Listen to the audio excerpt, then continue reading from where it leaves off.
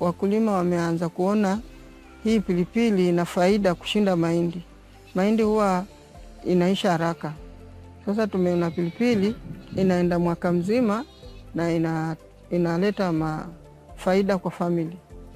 eProd has assisted us really because before we used eProd, we had challenges with data collection, farmer data collection, and also with the big numbers that are in the field and the few officers that we have, we were not able to capture all these farmers, for instance, when we are to announce for meetings. But currently with eProd, we are using short message services to ensure we reach our farmers instantly, and also management of these farmers. We are able to do our collection.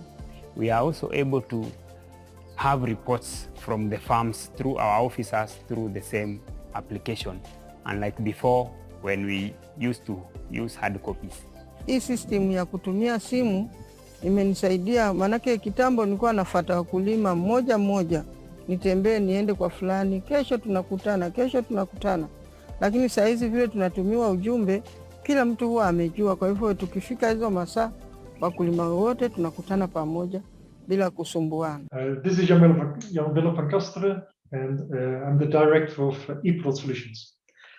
Hi, and my name is Almut van Casteren. I'm director number 2, also from eProd Solutions. So in eProd, what we do is we have developed for ourselves many years back for another company that Jan and I had, supply chain management software. And this is what we are now actually commercializing under eProd and selling to, I think, about close to over 150 companies, mainly in sub-Saharan Africa. So what we do with the software is basically manage farmers, manage the entire supply chain from the inputs that the farmers use to the actual feed inspections and advice that the farmers need, to access to finance and information, to then the purchasing of the product, fully traceable, which is very relevant now also for, especially in Europe, the traceability laws, and then buying, payment of farmers, and some processing, stocks management, etc. I think this is what we do in short. We train the companies and help them to grow. I love it. Well, welcome back. I'm so happy Lily, I'm so happy to have you guys back. This is one of those moments where we've hit the 2-year anniversary of the podcast, and I have literally spoken to over 200 amazing entrepreneurs and innovators all over the world. But I love that I get to speak to you guys. Lily, you guys were in the first 6 months of the podcast. I spoke to you, and now we're literally we survived the hardest parts of the pandemic. So we're still in the pandemic, but we survived the hardest part of the pandemic. But how has it been? Well, hi guys, hello. But tell me how it was for the past 2 years. I have been watching you online. I love that there's so much that's going on in your company. But what has it been like since, let's just say, from March 2020 to now, a full 2 years? What has happened to the business? We'll start business first, because usually we start personally first, but let's start with the business first. What has transpired for you guys? A grown-up mascot dog. I think when we talked, we had a puppy, Yeah. a COVID puppy that is now an office dog and follows us everywhere. Yeah. But business-wise, we have, I think we struggled a bit in the beginning of the pandemic. I think a lot of companies were, because of all the uncertainty, were not investing in digital tools. But then later we really caught up. We are now in 18 countries. I think when we did the recording, we were probably in 12 countries. We have grown to more than 30 different sectors. So for us, we really had an opportunity to grow fast. A lot of companies see the relevance of the digital tools. We have a relevant solution. It's affordable, and I think for us it worked out very well. And I think what we also did is simply worked on our online implementation and online training, and we have now a big online training program together with a partner organization we work with. So that is really working well. And also the intake, which is a bit difficult in our situation, the intake process, because we are dealing with a management platform, it's very difficult to really understand all the nitty-gritty of a company so we can configure the system for them. And we really worked on that to make sure that the intake process can be done online. So nowadays, most of our clients, we actually support them online. Full intake, training, implementation, and back office support. So that, yeah, that we found a way to make that work. And it's a big cost saving also for our clients. I'm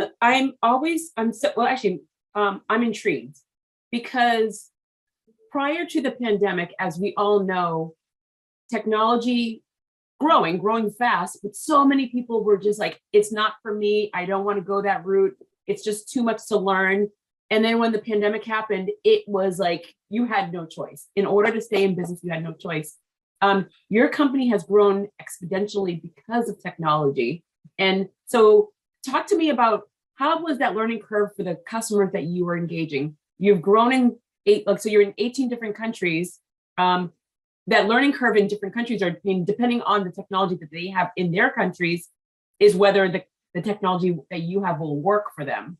The frustration when technology and knowledge doesn't come together. Like, so one would assume it's supposed to come together and it's supposed to work well, but if I don't have great technology, I get frustrated and the learning goes downhill. So talk to me about how did you convince so many of your clients to really engage, knowing that you may have some technology hiccups, but still we want you to stay the course? I think a lot of our clients simply see the need for the system. And even though for some of them, the technology is rather complicated because they don't use any systems or hardly any systems yet, they do catch up. And then we don't do the very complicated things with them yet. It's more we start simple, this step by step. And then we don't implement the whole system with them, but just the key features, the key functionalities. And that normally is quite okay. Also so we have this mobile app, right? That is from a user interface easy to use. It's very self-explanatory. So the field extension officers, even though they might not have a lot of training on systems, they easily catch up and know how to use it. And it's only the people in the office that they need to manage the data, but any accountant that is used to accounting software can easily manage our system. So I think we manage that quite well. Yeah. And yeah, maybe how do we manage to get these relatively large numbers now is that I think, you know, satisfied clients, they talk to each other. Well, they talk to other companies, so we get a lot of word of mouth advertisement. We have started a few, let's say, public-private partnerships with NGOs that work with the private sector. So that helps us also to really scale. Like, for example, in West Africa, we have a project with a research institute that works in 5 countries with 40 rice traders. And we help them to set up traceability from the new seed trials all the way up to the commercial rice production. And yeah, of course, this generates immediately 40 clients. From the beginning, we agreed that we would implement this fully offline, even though I was there a few weeks ago. But yeah, so this helps us really to grow fast, and that in combination with the positive feedback from existing clients. And also, I must say, we have also tried to professionalize our online marketing. Yeah, so we have a social media person. Yeah, so I think our materials, they look a bit more professional, the website, the LinkedIn, the YouTube movies, yeah, in general. Yeah, so as a marketing person, I always have to ask, what was that moment that you realized that you needed better marketing materials, better the whole time visibility? Like, I mean, I'm looking at your face. So what was that moment for you? Because so many people just assume we've been doing it this way all along, number one. Number two, if it's not broken, don't fix it. And I go, and number three, why would I want to spend that kind of dollar, like that kind of, why do I want to invest? Why do I want to invest in marketing when I should be investing in my people or in the technology. So why did you even like think this is the time to even invest in marketing? I'm sorry, that's a guilty pleasure question because I'm a marketing person, so I had to ask that question. Oh, good. No problem. I think there's no way around it. There's always only so much time that you have in our presentations. They are okay. But from a design here, I mean, there's so much more that you can do, right? So much more professional they can look like. And you never have the time to really do it professionally and nicely and properly. So it starts like the whole design of all your material. Yeah, and then any posters that we did in LinkedIn or whatever, it's like these captions, they're always like, it's just not very professional. It's always done by us and never really. And then a marketing person, simply that's a profession. And then just now growing our social media platform from we only have our own personal LinkedIn pages, but we now need to grow the company LinkedIn page. We don't have time to do that. Yeah. And we have looked for somebody that is good for quite some time. And I think now we are very lucky we have a good person. She's very smart and young and engaged and get things done and frees up a lot of time that we try to do something, but never managed to do it properly. I think we always realized we needed a marketing specialist, but it's also a matter of financing it. Yeah, so now it's actually we have a full-time person now. So the costs actually are not so extremely high at the end. She paid for herself 10 times. Yeah, and we know suddenly because we now we really understand also about the marketing of our competitors. So we see even how much they invest on Google Ads, for example, which is per month probably what we spend in a year. And I don't know how effective that even is. And we always lucky in our company. We have a large group of volunteers that help us in many different topics from different countries. And one of them is a professor social media from Berlin in Germany. Yeah. And he has really helped us also with some very advanced tools to analyze, how you score, how you can improve on the search engine, and many different things. So we're not there yet, but I think at least what we're doing is very cost effective, and I think it's actually also really effective. We get a lot of attention. Anything we post, we get thousands of views within a day, 2 days. We get lots of feedback on LinkedIn, on YouTube, so I think we're on the right track. So I have to say that I would just want to take your conversation right there and just package it to anyone and everyone that's listening, because I think that people don't pay attention to their marketing until it's either too late or when they've been pushed against the wall where they have no choice. Basically, they're too late, or they do it and they just do it just half, like a half-ass. And then they realize, well, look, I don't understand why this didn't go well. Well, you didn't do it properly the right way the first time. You just kind of did it halfway thinking, oh, I'll just get by. So I'm so proud of you guys that you invested the time. You literally took your time to find the right person that is passionate about what they do. Because I always say to people, they don't have to love your company. They should love what they do for your company. And when they're passionate about what they do, they can then take your company and bring it to a whole new level. Too many times people say, well, they don't love it like I do. Like, they're not supposed to love your company. Like, nobody loves your company like you do. It's your baby, but they should love tech. They should love operations. They should love finance. They should love all their things that they bring to your company. So I'm so proud of you guys. Marketing person, so proud of you guys. Thank you. Where is the industry going now? I mean, you've watched it prior to the pandemic, during the pandemic, and now we're going outside of this particular pandemic. We're moving out of it, still slowly, but we're moving out of it. There's going to be many more pandemics or economic developments in the future. We know we're going to live through this. Where do you see that your industry is moving with the help of what you're doing and even just your competitors? But where do you see the pivot of how the industry is changing because of what has happened? Yeah. Because of the pandemic, I think there's another big elephant in the room, which is the climate change, right? Mm-hmm. Happy Earth Day, by the way. I never say dates on things, but today is Earth Day. We are filming you on Earth Day, so happy Earth Day. To you too. Yes. So I think this whole topic about climate smart agriculture is key. I think this is where we are probably much more relevant than with the pandemic. Yes, pandemic as well, through communicating, reaching out to farmers and digitalization of farmers and providing additional services to farmers. But then in terms of climate smart agriculture, it starts with crop finance, crop insurance. It starts with soil testing and carbon measuring and carbon sequestration. And it's more your topic. Well, I think in general, if I see, it's like IT is developing, evolving, it's maturing probably. So you see now that instead of in the past there would be more focus on apps that can do a specific trick.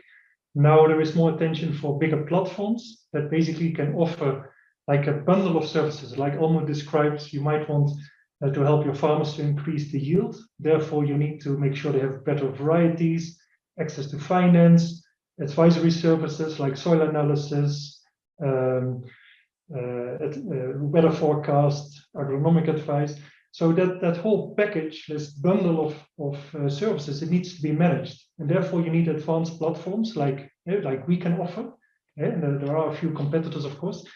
I think that is important. What I also see is a lot of focus recently on interoperability. It's one of these very difficult words, interoperability. So I had to practice. So now there is so much attention for it, because you see, I just came back from West Africa, for example. Also there you see the Concel, the cocoa, the cafe, whatever, like the coffee and cocoa board in Ivory Coast, for example, or also in other countries there are initiatives to collect farmer data at national level, for example. Now, often you see that the countries want to build their own platform, basically their own solution that then should fit all these thousands of cooperatives and traders, which is not going to work.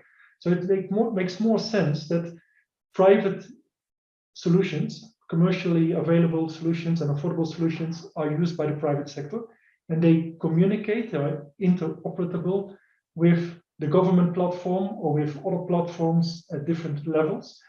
So this is really a big thing for now, because it is just crucial to make all this information flow. So that, I think there's a lot of focus there. Luckily, this is really our strength, that we have a general platform that you can plug in to exchange information. Not a big shift I see really on the food safety, but at a much higher level. And so, for example, we had, of course, in the last 2-3 years, we had the big scandal of horse meat. That was, especially in Europe, was a big thing. It was actually from my town, in a little town in the Netherlands, where there were some slaughterhouses and they were selling horse meat as beef. And then recently, of course, there was the fipronil, the pesticide in the eggs. Now, because of this globalization and because of the way we are moving food all over the world, you see the effect of the war in Ukraine. Ukraine, Belarus, and Russia, I think together they produce 35% or 40% of the global wheat in the world. So that's incredible. So conflict has an enormous effect.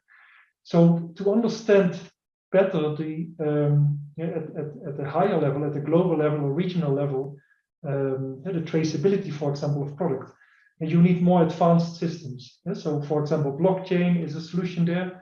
And we are discussing with a strategic partner. It's actually a Swiss manufacturer of milling equipment named Buller. We're discussing integration with their blockchain application. And so blockchain, or in general, like food safety, pushing technologies like blockchain, they're really getting more and more attention.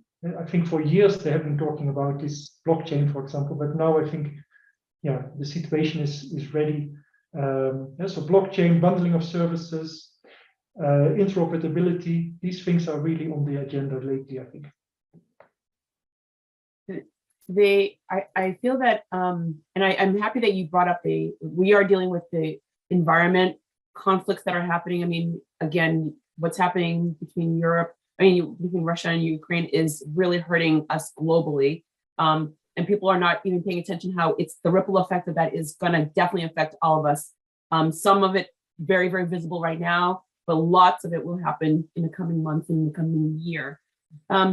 What do you believe, in your opinion, with your expertise, that we need to keep doing to stay ahead of the next pandemic, the next conflict, the next financial downturn? What do you think, in your opinion, with what you're seeing, with what you're hearing, that can actually make us think smarter? I mean, right now, I feel like it's Earth Day and everyone's like talking about global, well, right now there's a fire in, fires in Arizona, and the fire season has erupted earlier and it's more prevalent. I mean, like it is fast and furious. And so people are now thinking about it. But guess what? We've been dealing with the environment taking a turn for the worse because of what we are doing. So what can we do right now to be a little bit more focused on, we need the technology to answer a lot of these questions faster for us, but what can an average person do? So you're talking to farmers, you are actually with the people that are actually building this technology, you are analyzing everything, but what can anyone that's watching you right now do today, do tomorrow, do next week to really be aware of, I can actually be part of solving a lot of these problems? I know this is it's a very large question, but you know me, I love asking the large questions because you're the experts. And I mean, I can ask the question, but I don't know even remotely how to answer it. Yeah. Shall I make an attempt? So, okay, our focus is always business to business. So I can at least we have some ideas how businesses can make an impact. So, for example, to become less dependent in case of calamities, like now, for example, in the war of Ukraine. If you look at in Kenya, for example,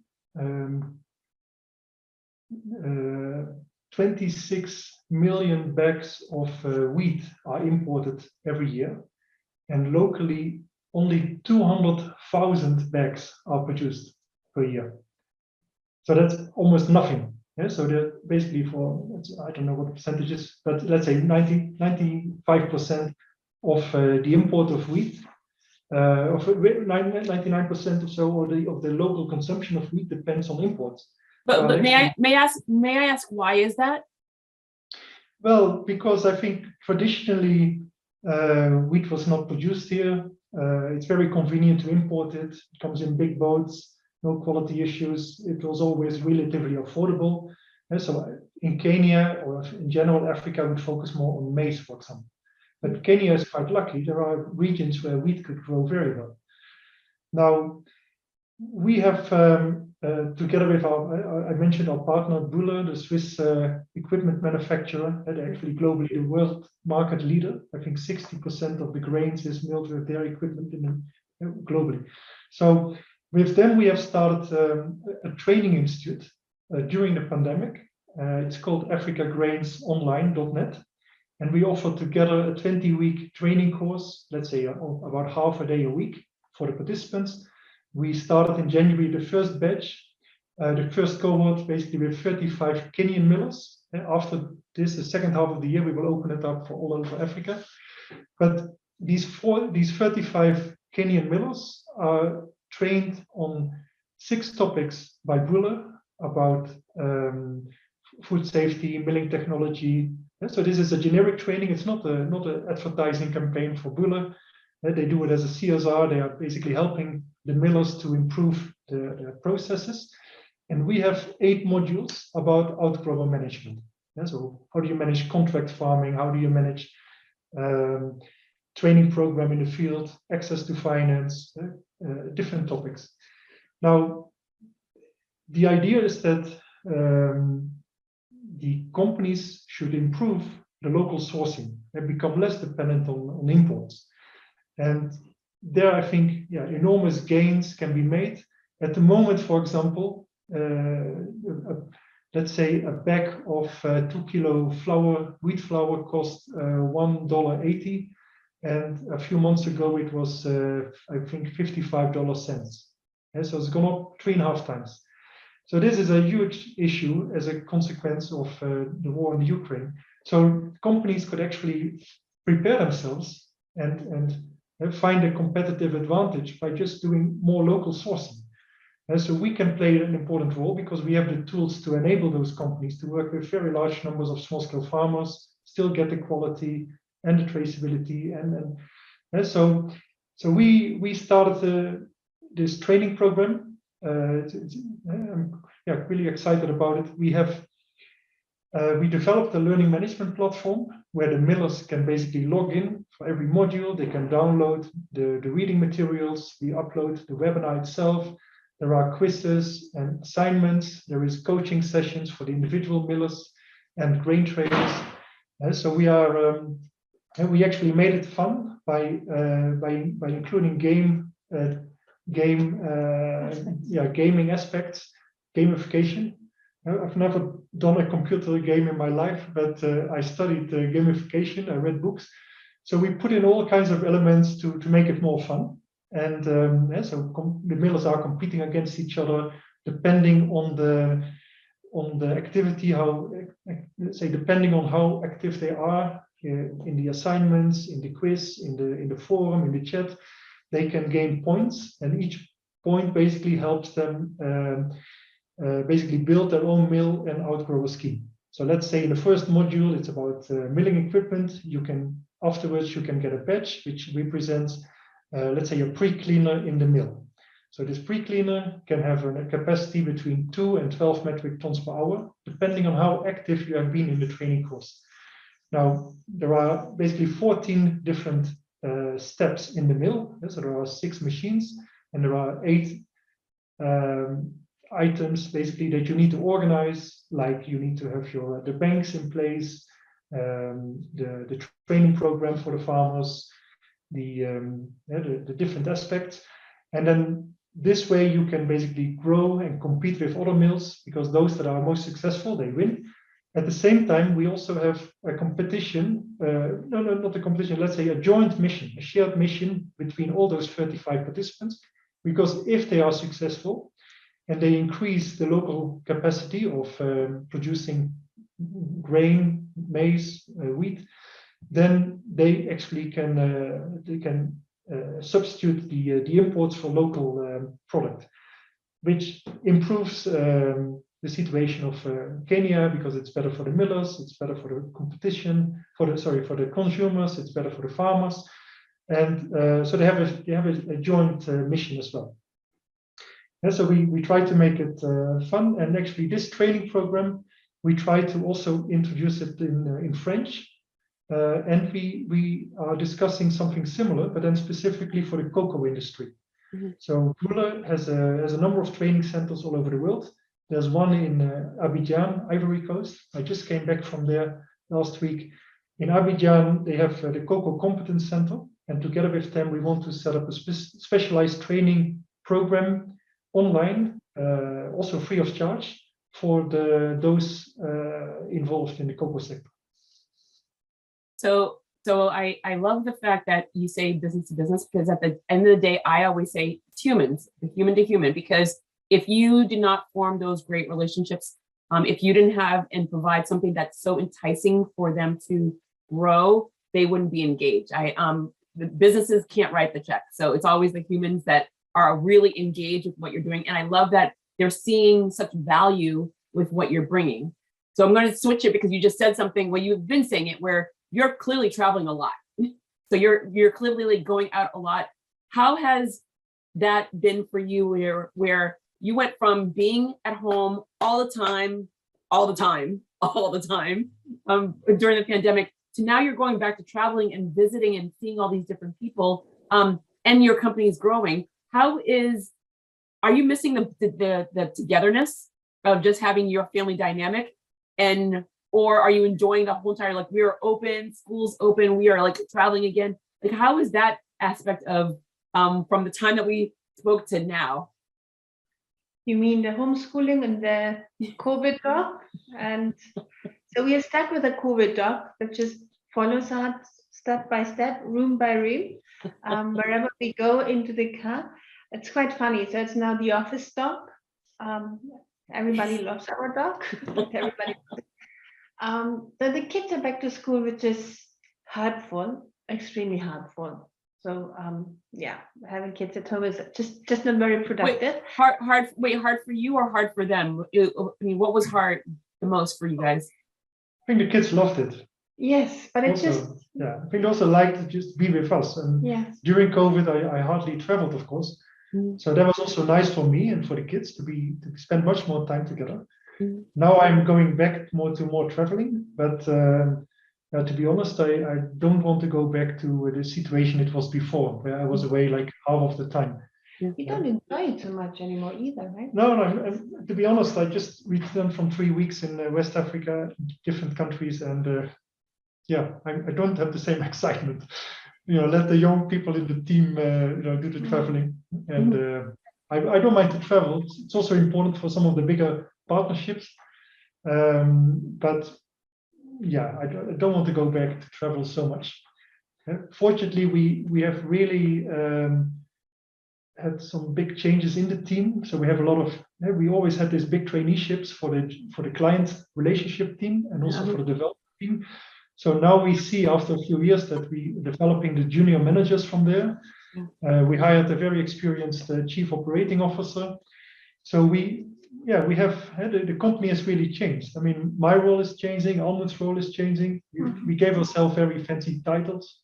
Yeah. Like we introduced the C levels, which I think you have to do. Yeah. Very United States of you, the C levels. Well, we were told if you want to raise investors, this is what you need to do. You need to have your board, you need to have your C levels, then so we are doing all of that. Yeah, no, and we actually we have worked very hard. Already for a year or so, more than a year, just to have our business plan ready and our investment plan and the pitches. And actually, we started a few weeks ago with a few pitches to potential investors. And we have many more coming up. So we hope actually, that we can find investors also, because we have we have all these plans to fill more positions at higher level, grow further from bottom up with junior people. Fill more positions in different countries, like full-time consultants, basically. Yeah. So to realize all that, we also do need external capital. Yeah.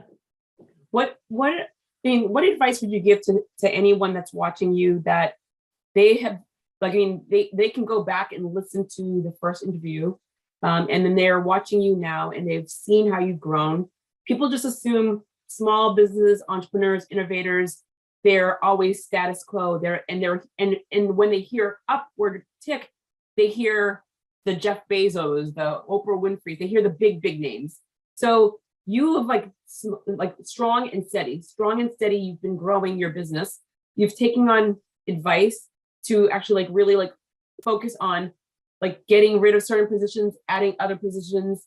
What advice would you give to anyone that's listening in regards of the transition that you have gone through over the 2 years and where you want to go? What are the steps that one would take if they want to grow their business to scale? From your opinion, where you are right now? I think you first need to have your systems in place. So you need to have proof of concept, right? So have a product that actually really makes sense. Have your systems in place, your structures in place, and then come up with a realistic growth plan. So if I look into sometimes, especially in Africa and Kenya, it seems to be like an investor hub.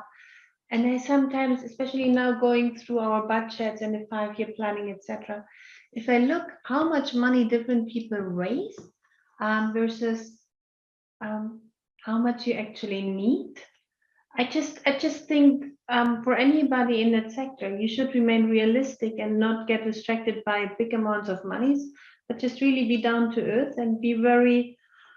Yes, this is also what women businesses are known for. So it belongs to us both. But then I heard that women are just much more realistic than men.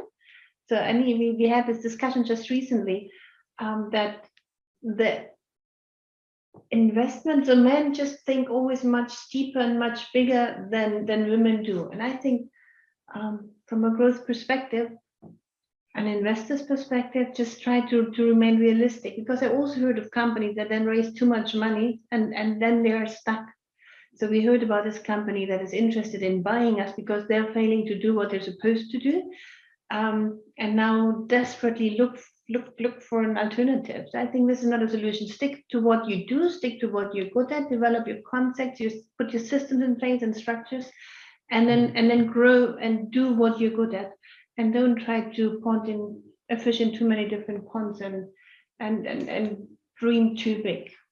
I think that to me makes sense. I think we have been together in business now for 18 years, and so before we had another company that had, let's say, much less potential to scale, because it was direct agriculture, big outgrow scheme, 8,000 farmers, but more difficult to scale that, and much more risky in a way. That so we never wanted to raise big money for that, because we thought it was actually we were more, let's say, in the stage of grant funding, because it was risky what we were doing. We could have gone bankrupt 50 times in those years. This IT company is different. I think also because not only that we have a good product, like Almut said, you need to have a good concept or good product and prove it, but you also need to know how to run a business. And the stages in the business, you need to recognize them. You need to prepare for every stage. Yes, so I think there we have learned a lot, because we had such a complicated business before. This IT company is in a way relatively easy. I mean, it's difficult, but it's still, you can feel that it's more easy to scale. And well, we're proving that. And that's why we are now actually really looking for external investors, because now we feel this is, we can give up equity. This is, we still have a good, we will benefit a lot. We make sure that the investor benefits. This is like a very fair deal. I think a lot of companies, they start very early. From the moment they start, they focus on raising capital. The whole business concept. I see when I participate in panels, I see companies that basically have nothing to show, but they present themselves very well. And I see that it is much more about, the whole focus is really about already getting in touch with the potential investors, building that relationship. So within a couple of years, they can attract capital. Often I see that the capital is just outrageous. Everything is in the millions of dollars. And, we have learned also, you don't need the millions. I mean, it can also become a burden, because then it's like, whether you take a loan from the bank or whether you have an investor, they do expect you to then prove that what you promised them, you can make that come true. So I think we also look for a significant amount, but I think we have a very realistic business plan, and everybody dreams about finding this unicorn that will have a multiple of 50 or whatever some investors dream of. Yeah, I mean, we can make a model and come up with the same crazy numbers, but I think we just need also a realistic investor that understands our market and has realistic expectations. And we will grow. We'll grow. I mean, I'm sure in a few years we will dominate the market. Yeah, that's maybe another tip. Always be aware of your competition, see what they are doing, listen to their clients. We have quite a few clients that from the competition comes to us, that give us access to their tools from the competition. So that's very interesting. Then we know exactly where the weaknesses are, and we have a very strong reputation on the ground. So our clients love us, which I think is also very good. Yeah. Like, for example, one of our strengths is really the back office support. So of course the system has to be functioning and all that, but then the intake process, the training, the back office, we're always there when the client has a question. Yeah. That is so important for the clients that we work with, because they are scared basically of the whole digitalization process. They understand they need it, but it's scary, because you might become too dependent, and then it might not work, and you might fail. The whole company might fail because of a tool you have selected. And so we understand those fears. I mean, we were scared when we used it ourselves in 2004 in the beginning. We had to build it up step by step. So we understand all these phases. We understand the worries of the client, and yeah, I think that's a huge advantage. We see with some of our competitors, they push the technology to the limit, which is of course good. But at the end, you're dealing with managers. Often they are very risk aversive. They're not so much aware of let's say possible. and they are. They just need a lot of hand holding. Like what you mentioned at the beginning, companies that were not using systems because they didn't want to, etc. And suddenly they think they have to. You just need to do a bit of hand holding and be there for them. Yeah. And that's a very important thing. Our sector is so conservative that once you have a client, it's not that they're going to walk out because suddenly there's another competitor. And so it's really worth it to invest a lot of time in the beginning, make sure they're comfortable. We have set up all kinds of systems to get these feedback loops at different levels with our client. Also make sure that things can be escalated when we mess up, for example. So that helps. Once you have a stable, strong relationship, that client, hopefully, but it will be for the long term. It's not per season. Or I have to say that you guys just gave like 6 to 7 great tips that people, they know it, they've heard it, they don't do it.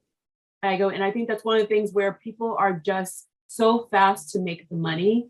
And Almut, you said it so well, where banks give women money because they know they're going to pay it off, and women are very conservative of how much they take from a bank or from an investor, VCs, angels.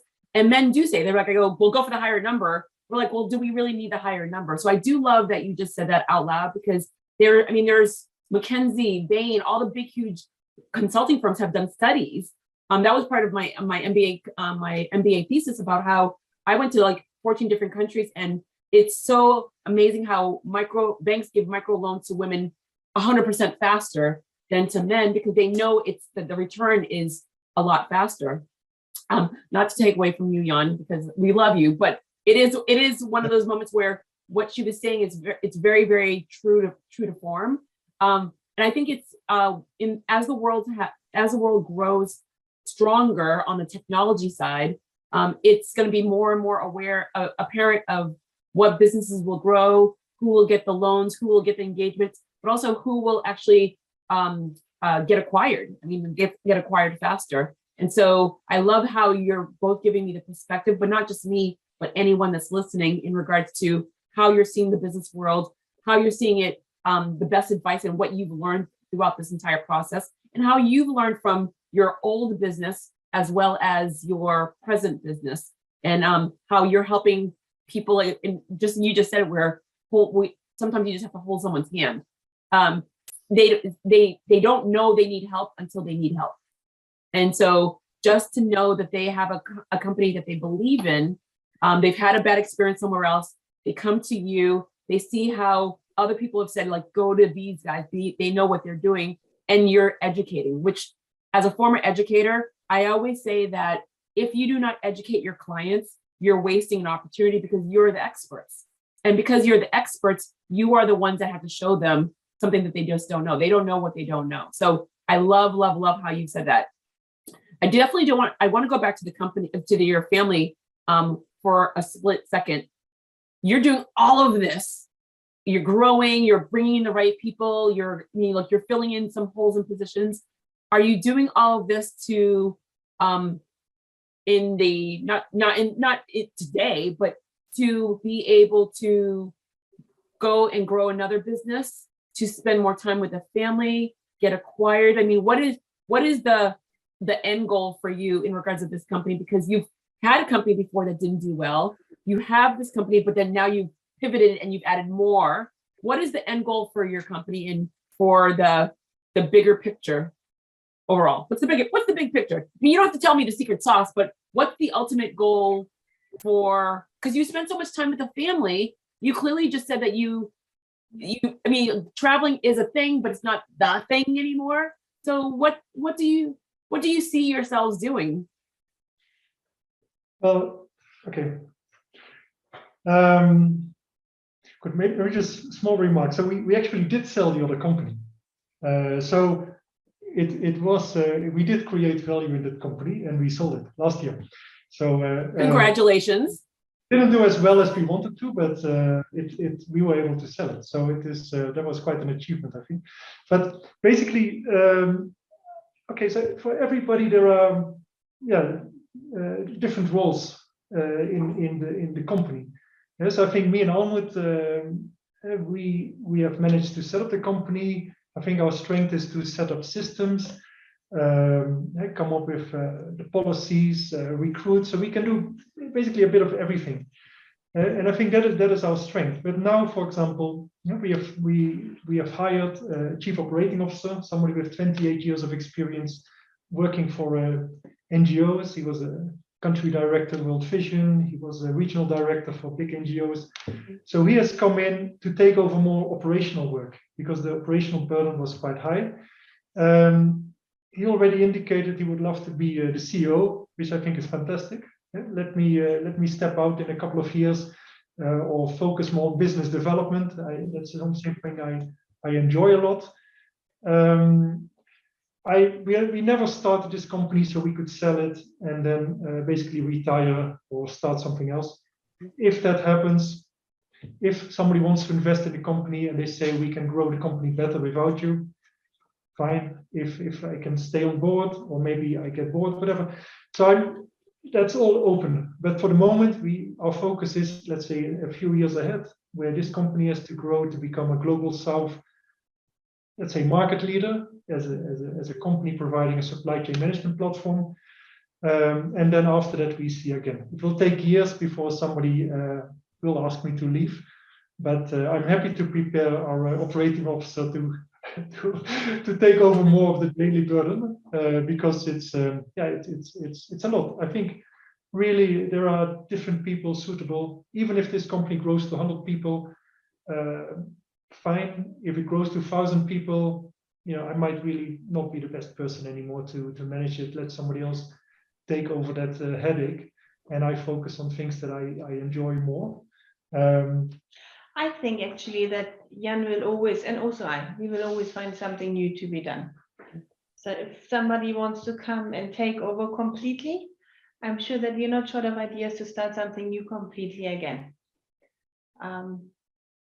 Yes, and I think Jan is so full of ideas, and I am full of other ideas. I think any company will always be too small for us at one point. Yeah, but then yes. Yeah. So, I love that answer. I think this is what it is. Yeah. There's always so much to be done. Yeah.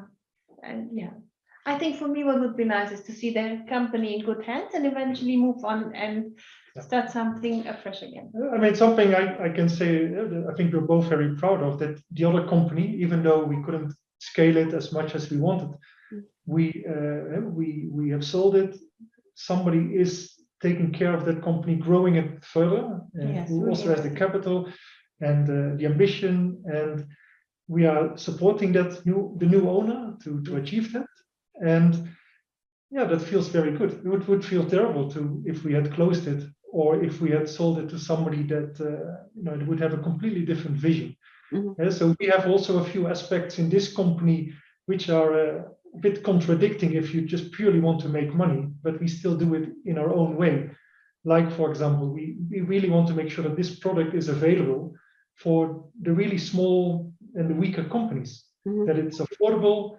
At the same time, these are weak companies that need a lot of attention. So this is very contradicting. How do you achieve those weak companies? How can they introduce a professional supply chain management platform while they don't have the money really? They operate in very small margins, lots of market uncertainty. But this is what we have decided to do, because this is also the opportunity. If we get it right, of course, in each country in Africa, there are a few successful big exporters, and everybody would like to sell the software there. They can probably even afford SAP or Oracle. But we aim at these tens of thousands, hundreds of thousands, small cooperatives, small traders that also need professional systems, and who can simply not afford it. So if we open that market, we will be highly successful. Hopefully in a couple of years, and then maybe we step out. Or Almut, I love the fact that he is so business oriented right now. I love it. Last conversation, we were just like, I go, this is where we are, talking about the dog, talking about the family. He is back. He is back talking business all the time, which I very, very focused. I like this. Yes. Well, I still want to say that I also want these big players as well. Yeah, we need to have a healthy portfolio of Yes. the bigger clients that our competitors aim Which at, we also have. which we get anyway, because often they get disappointed and then they come to us, but not always. But I must say, Almut, she was actually yesterday with a German minister for a German Business Association event, and she was introduced as It's a real entrepreneur. The real Your entrepreneur. business lady. Yes, that was There were fun. many business people there, but the president of the German Business Association in Kenya, she introduced her as the real entrepreneur. But also because a lot of them simply represent a lot of the big players, right? Like Lufthansa or BASF or whatever. The big established companies, yeah. Yes. So we are the pioneers doing building companies. Yeah. I love it. All right, so before I ask my last question, I'm gonna ask the important question. So did you guys can you still answer the question of, did you marry well? Better and better.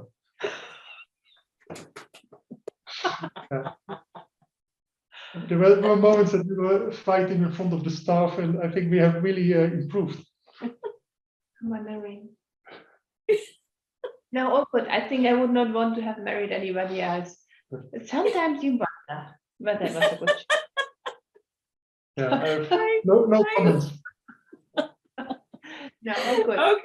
Okay. So this is always my favorite question, because like you guys just fit in so well, like a perfect puzzle. So I love watching you interact. I love how where one says an answer and the other one says another answer, but it matches very, very well. So I love you guys. I cannot wait to one day be in Kenya to see you guys live. So that is like the goal in the next 2 years, to be in Kenya and visit you guys live. So You welcome. That's nice. yeah. Oh no. That's, well, I mean, traveling is back. So I spend 70% of my time overseas. So yes, that is one of my goals. So keep that in mind, that I will be visiting sooner than later. But all right. So, but to end, because I have to see the puppy. I have to see the dog.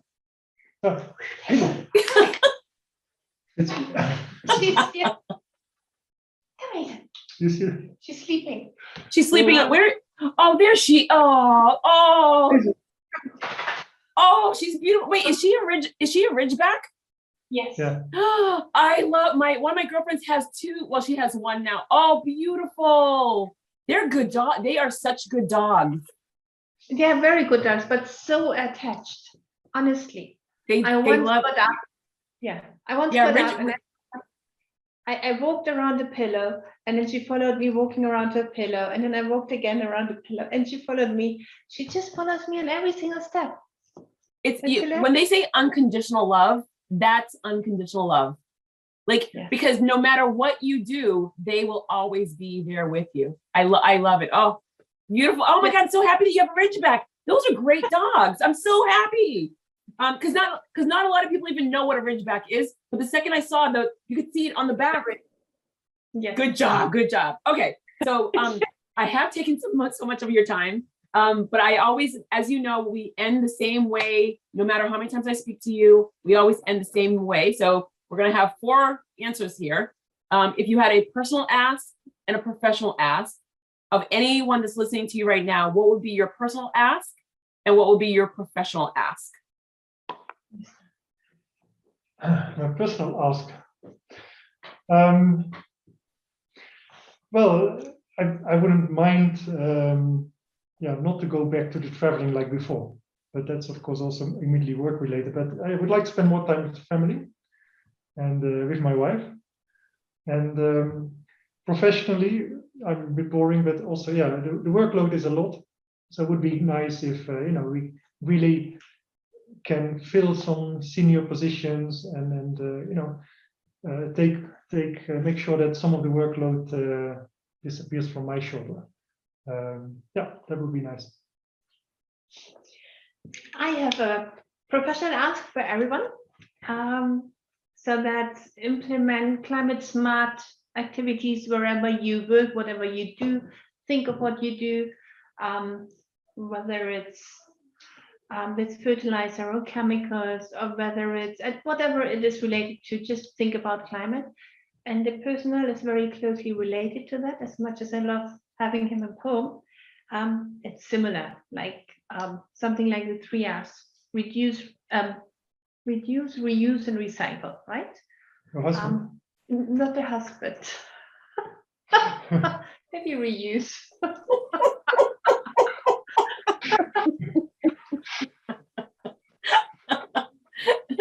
Oh my God, you guys are so funny. No, we don't want to recycle or reduce the husband. No. And we don't want to reuse them either. So, oh my God, you guys are the absolute cutest, the cutest. And I'm so proud of you because you've done so much.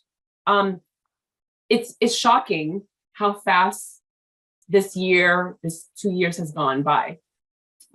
It is, as long as, I mean, knock on wood, people stayed healthy or tried to stay healthy or recovered from COVID or any ailment that they had, it went fast. It went really fast. And to see how much you've done in this time is just so inspiring, because you enjoyed the time with your family.